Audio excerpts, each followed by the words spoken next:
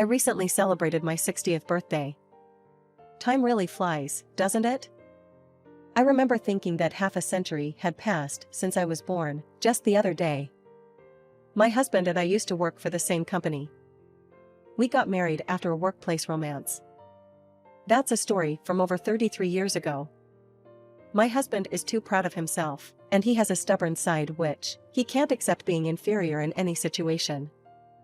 However, back then, I felt he had a strong sense of self, and I respected him, so we got married. My colleagues opposed our marriage, but at that time I thought, he's the only one for me. So, I married him. We were blessed with children after that, and we were living happily. It was when I got pregnant that my husband told me, "I want you to quit your job and stay at home. It would be better for our child." I loved my job, so I didn't really want to quit. However, I thought about the future of my family, and began to think that my husband might be right, and staying at home could be better for our child. So, I quit my job and became a full-time homemaker. Thanks to that, I was able to witness every step of my son's growth. I was glad that I listened to my husband. I was truly grateful. It feels like it was a long time, and a short time at the same time. Children grow very fast indeed. I struggled with parenting, but my son went through puberty and went off to college. He has grown up, got a job, and left the house. Since his office was in another province, he now lives on his own. When my son used to live with us, our time was centered around him, but now that he's moved out, I find myself with a lot of free time. I considered taking up a hobby, but I'm clumsy with my hands, and I'm not good at physical activities either, so I felt like sports might not be the right choice. So, I thought, why don't I get a part-time job? I love working, so if my husband allows it, I thought I should try a part-time job. I talked to him right away, and he said, "Sure, but if you neglect the household chores, I'll ask you to quit immediately." I replied, "I'll do my best to balance both." So, I started a part-time job at the nearby supermarket. At first, it was challenging, because I wasn't used to the physical aspect of the job. There's also a promise with my husband. However, as I got used to it, I became more efficient at both work and housework. Despite it being a part-time job, it had been a long time since I worked, and my heart was becoming quite fulfilled. My life up until then had been fulfilling as well, but the satisfaction I gained from working was beyond that. However, the more satisfaction I derived from my job seemed to directly correspond to my husband's worsening mood. Then one day, "I'm tired. Why do I have to work so hard for someone like that?" He started complaining. "What's wrong?" When I asked, he responded with those mean words, "You wouldn't understand, even if I told you. After all, I'm a full-time employee, and you're just a part-timer." My husband is 2 years younger than me, and he is currently 58 years old. It must be frustrating for him to see his peers and subordinates get promoted and surpass him. Even though he holds the position of section chief, given his age, it wouldn't be strange for him to be a department head or even higher position.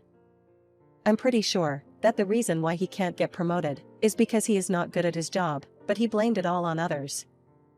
Every time it was time for a promotion, he was complaining. Now, there are people in his department who are the same age as our son, and although they are in different sections, they hold higher positions than my husband. He is too proud of himself, so he can't seem to accept that.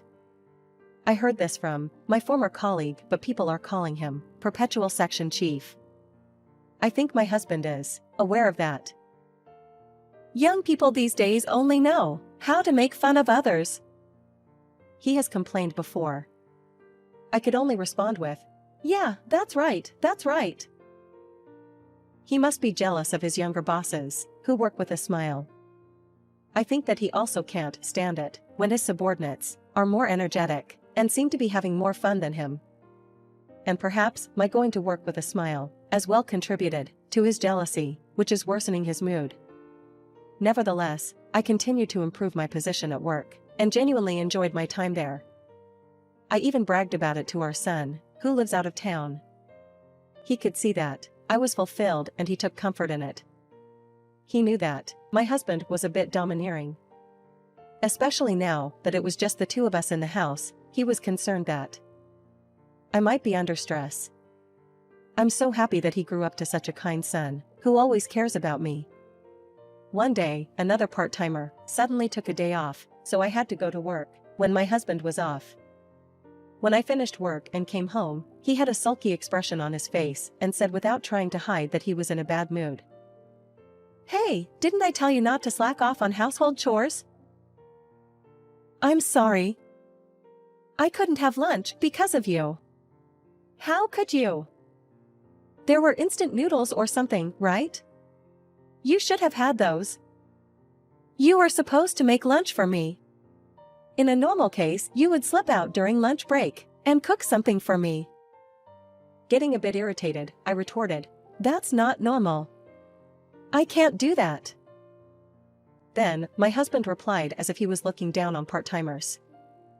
"You're just a part-timer, so you should have some flexibility. Part-timers don't have any responsibilities, and they just need to show up. That's all."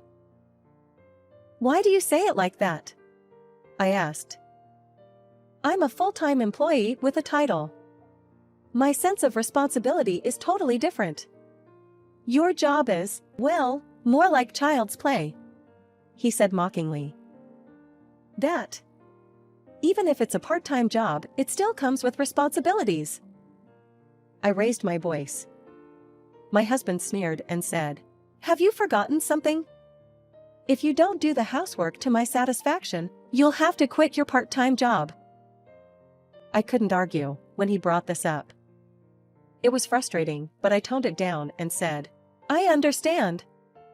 I'll make dinner now." Feeling emboldened, my husband said, "Of course, today I couldn't have lunch because of you, so make something nice." Sure, I replied, deciding to let it slide. It seems my husband looks down on part-time jobs.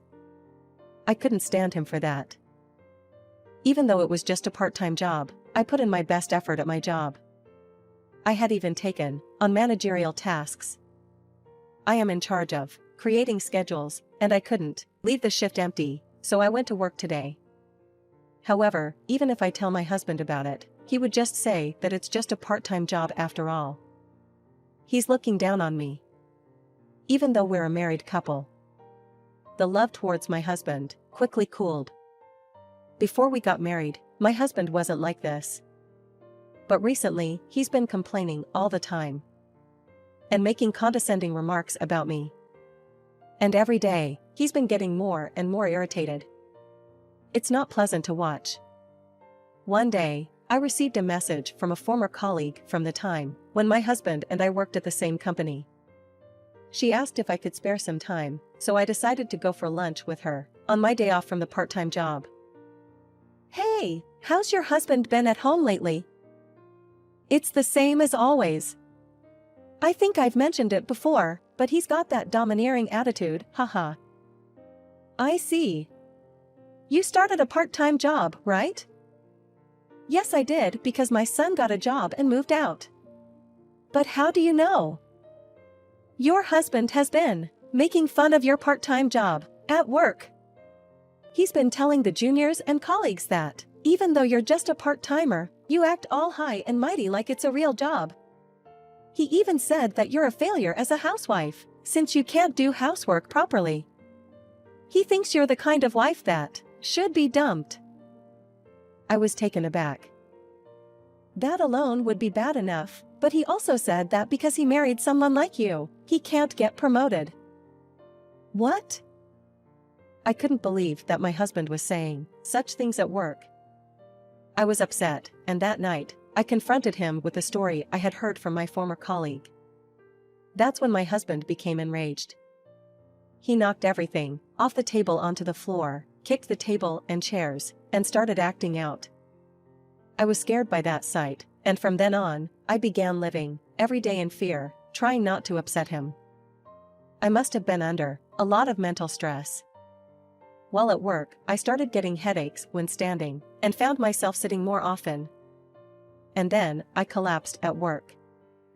I was taken to the hospital in an ambulance, and the doctor told me that the cause was stress and overwork. The doctor said, I think it's probably due to an imbalance of body and mind, caused by both mental and physical stress. Do you have an idea of what's making you stressed?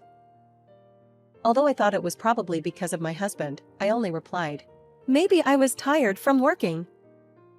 I fell asleep while getting in 4 on the hospital bed. In the evening when I woke up, my husband was standing by the bed. While I was surprised, I said, I'm sorry, I'm not feeling well. He responded gruffly, hurry up and come home. I was taken aback and said, come home? The doctor told me to rest at the hospital for today. He asked, are you sick? I replied, they said it's stress and overwork. He sarcastically said, stress and overwork from a part-time job? That's funny. Anyway, I'm hospitalized today, so please take care of things at home, I pleaded. He said, that's not what we agreed on. We agreed that you would handle both household chores and your part-time job, right? I explained, you can see that I can't do it today. I'm sorry, but please understand. When I said that, my husband didn't say anything, and deliberately closed the hospital room door loudly as he left. It was a large room, but I was the only one there that day, so I didn't inconvenience anyone, which was a relief. However, even at a time like this, he prioritizes himself. And he says such things at the hospital. I spent that day at the hospital, and was discharged the next day. When I returned home, there were divorce papers, which my husband has already signed on it. I was delighted to see the divorce papers. Finally, I'll be free from him. That's when my husband called me. He said in a sarcastic and condescending tone, did you see the papers? You'd be in trouble if I divorced you, right?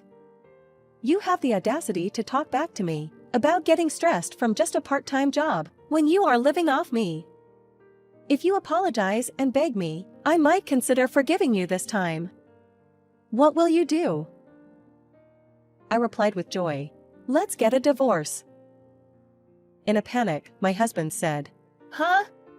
What are you talking about? You won't be able to support yourself, just with a part-time job.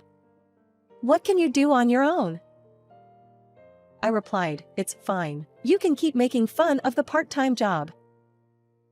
He then said, I can imagine you apologizing and begging me already, you know? I'll be back in about 2 hours, so reflect on it. Got it? He hung up unilaterally. I signed the divorce papers that my husband had prepared for me. Then, I packed my valuables and the essentials into a carry-on suitcase and left the house. In the evening, he called me again. Hey! Why aren't you here? I don't see the divorce papers here either. What's going on? I told you that I was going to accept a divorce. Right after you called me, I submitted the divorce papers. A friend of mine rushed over and signed as a witness. Thanks to you filling it out properly, it was accepted. Thank you, I replied with oozing joy. What are you talking about? You'll be in trouble if I divorce you, he exclaimed. I wouldn't say that, I responded. Why not? Do you think you can live on your own with just a part-time job? Don't underestimate society, he retorted. I'm not a part-timer anymore, I said. What? You quit your job? In that case, you won't be able to survive, he exclaimed. What are you misunderstanding? I'm becoming a full-time employee. Huh? Actually, there had been talk of me getting a full-time job before my health took a hit. I'll be the area manager at the headquarters, I explained. Our area manager was retiring, and I had been recommended to replace her. In my area, the store manager is around the same age as me, and many of the employees are of a relatively older age group. So, we can understand each other's feelings easily. This was one of the reasons why people recommended me. People with extensive experience as homemakers tend to have a good grasp of sales performance. And most importantly, they are competent in their work. The previous area manager supported me for these reasons. Actually, when I was working for the same company as my husband, there was talk of me becoming a section chief. However, when my husband found out about it, he told me to quit the company. I suppose he couldn't tolerate having his wife as his boss. And we'll make sure to handle the property division properly. Also, just so you know, the source of my stress isn't work, it's you. If you make a fuss, I have a doctor's note, so I can take you to court and even claim compensation. With that, I unilaterally hung up the phone. Afterward, I also talked to my son about it. My son had been encouraging me to get a divorce, so he said, "That's great," and welcomed me into his home. During the property division discussion, I politely said, "Thank you for parting ways." In response, my ex-husband shouted again, "Are you kidding me? We made a contract that you do my housework." "A contract? What are you talking about? We were married, you know, we were supposed to be equal. You always look down on people, but you're actually the one who is looked down upon the most by people around you," I retorted. "What did you say? Are you getting cocky?" This was the moment I decided to let out everything I had been thinking.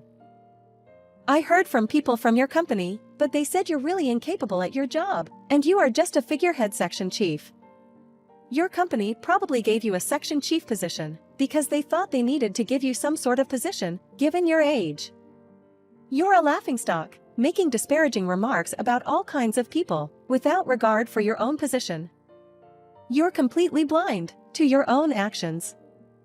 I couldn't stand being with someone like you anymore, which is why I divorced you. As for the property division, I'll take half of the savings and 2/3 of your retirement money. You can keep the house, and when we calculate it based on the worth of the house, that's roughly half," I explained. "You've got to be kidding. What am I supposed to do now?" he yelled. I just said, "I don't care." At that moment, my ex-husband froze and couldn't say a word. Afterward, he tried to contact me multiple times, but I ignored him. It seems like he talked about the divorce at his workplace, but he distorted the story, making it seem like I was entirely at fault. As a result, my ex-husband ended up completely isolated at work. He eventually realized the situation, but it was too late. He was mentally overwhelmed and made mistakes repeatedly. Consequently, he even lost his position as a figurehead section chief. He left the company voluntarily due to his wounded pride, probably thinking that I'd take away 2/3 of his retirement pay anyway. But my ex-husband didn't understand reality. Finding a new job at the age of 58 is incredibly challenging, especially when you're not skilled at your work. He ended up getting a part-time job, which he made fun of so much. He tried to get help from our son once, but our son shut him down, and after that, he never contacted my son. I started working at the company's headquarters. I never thought I'd become a full-time employee at my age. To be honest, it's been a bit bewildering, but I'm determined to work hard for the company. With my son's support, I aim to become a super senior employee. Working feels great, doesn't it?